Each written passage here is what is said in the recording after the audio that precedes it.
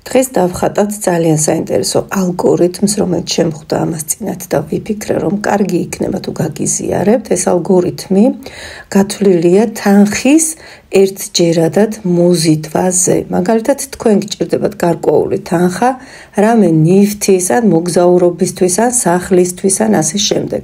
ალგორითმი გამოიყენება, როგორც გითხარით, ერთჯერადად, ეს არ არის განსაზღვრული მუდმივი ფინანსური ნაკადისთვის. ეს არის ერთჯერადად თანხის, გარკვეული თანხის მოზიდვაზე.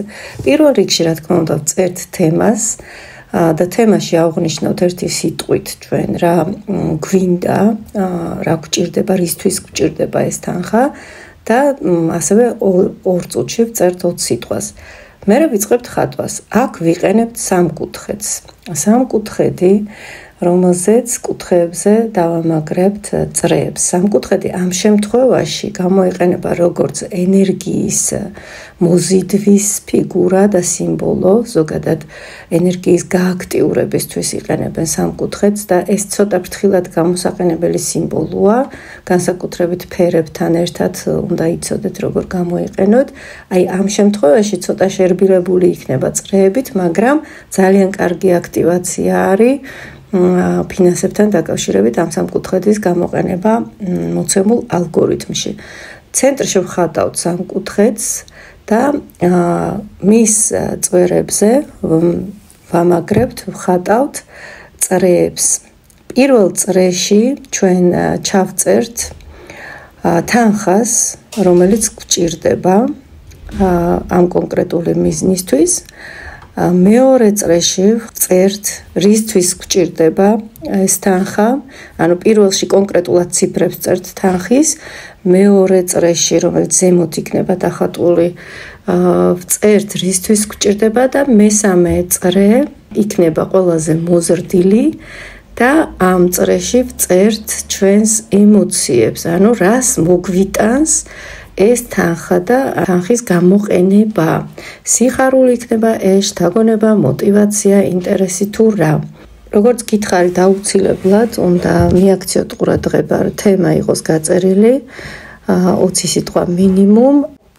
როდესაც უკვე წრეებს დავხატავთ და გავწერთ შიგნით, რაც გვჭირდება რომ ჩავწეროთ, ვიწყებთ ნეიროგრაფირებას ამ წრეებისას, სამკუთხედისას და მერე გადავალთ სივრცული ხაზების გავლებაზე.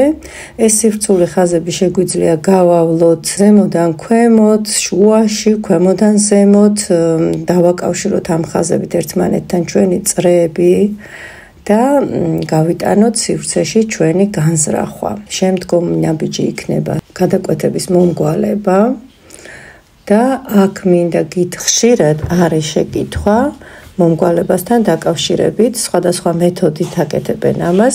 თქვენ შეგიძლიათ გამოიყენოთ როგორც ერთჯერადად მომგვალების მეთოდი, ასევე შიგნიდან შემოსაზღვროთ წრიულად გადაკვეთის ადგილები და ანუ უჯრედები, რომელიც იქმნება გადაკვეთით, ხაზების გადაკვეთით.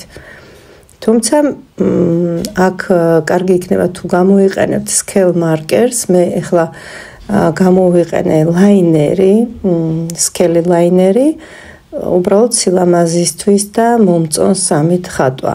თქვენ არ ხართ შეზღუდული, გაითვალისწინეთ ერთი რამ, რომ ლაინერით ხატვისას უფრო მეტი დრო დაგჭირდებათ, scale markerით ხატვისას კი უფრო ნაკლებ დროს დახარჯავთ ალგორითმის შექმნაზე და დახატვაზე. კიდევ ერთხელ მინდა აღვნიშნო, რომ ნეიროგრაფიკა არის ხატვის პროცესი, ეს არის შემოქმედებითი პროცესი, აქ შეზღუდვები ფაქტიურად არ გვაქვს, უბრალოდ გვაქვს თანმიმდევრობა, რომელიც უნდა დავიცვათ.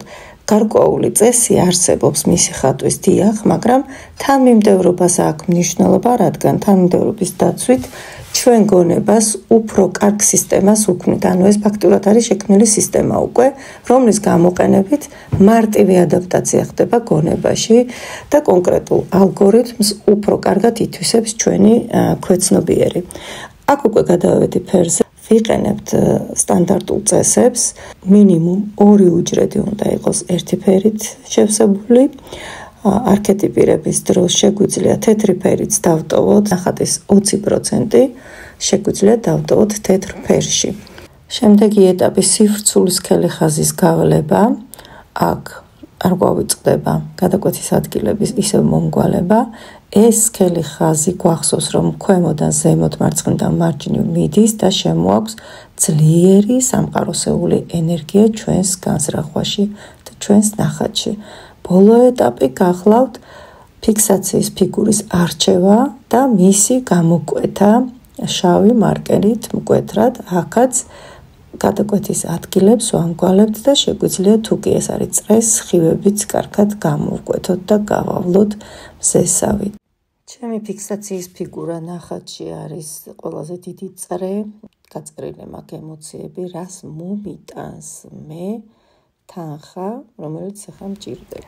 საკმაოდ მარტივად შესასრულებელი ალგორითმია, ასე რომ სცადეთ და გამიზიარეთ თქვენი შედეგები.